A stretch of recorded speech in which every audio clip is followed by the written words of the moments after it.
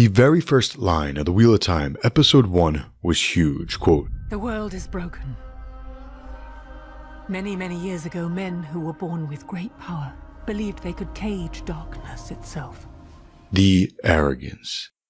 That is literally the first line of the show, and there are endgame implications hidden within that line, so to avoid spoilers, for now, we'll move on.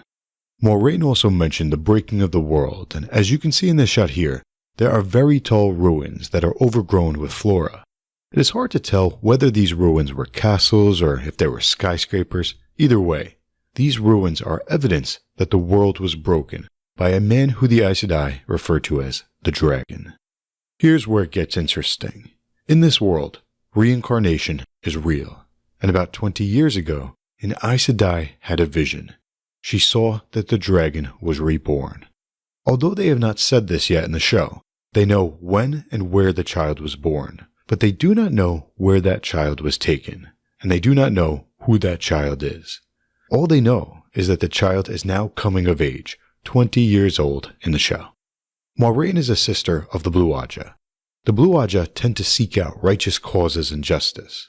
Accordingly, Moiraine and Lan are looking for the dragon reborn in order to stand against the Dark One in the last battle.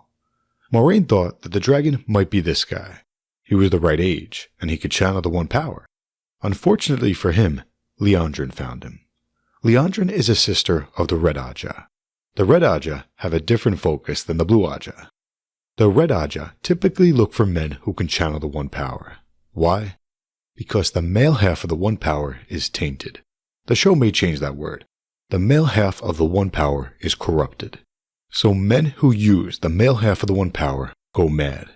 That happened to this guy. There was someone inside his head, and that person told him to use the power against Liandrin. But he didn't do it. As a result, Liandrin either gentled him or captured him. Gentling him is a term for removing his ability to channel. Moiraine and Lan were there, so they saw this happen. But Moiraine believes that the wheel weaves as the wheel wills. Since this man was captured or killed, he must not be the Dragon Reborn. So they rode on to the Two Rivers. When they got there, Moiraine eyed up 5 kids: Nynaeve, Egwene, Rand, Mat, and Perrin. The first person that Moiraine investigated was Nynaeve. Nynaeve told Moiraine that she had braided her hair 5 years ago. That means that Nynaeve is around 25 or 26 years old. The dragon was born 20 years ago, so Moiraine determined that Nynaeve was not the Dragon Reborn. That means that the dragon is one of these 4. However, Moiraine did not have time to figure out who the dragon was because Moiraine is not the only person looking for the dragon. The Dark One is also looking for the dragon. The Dark One sent this Fade to the Two Rivers, and this Fade brought a few dozen Trollocs. The Two Rivers folk are tough, so the Two Rivers folk killed a bunch of the Trollocs. But for the most part, Moiraine and Lan saved the town. However, Moiraine was hurt very, very badly, and they could see fires of hundreds of Trollocs coming down the mountains. So Moiraine did not have time to figure out who the dragon was. That is why she told all 4 of them that it might be them, and they had to leave right away. The group rode off to Tar Valon, which is the home city of the Aes Sedai. That's how Episode 1 ended.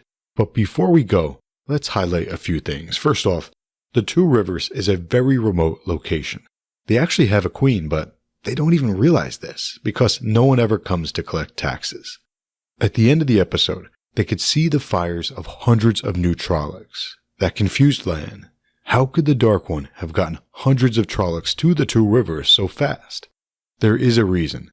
There are several methods of fast travel in the story, which makes things a lot scarier, so stay tuned for that. Number 2.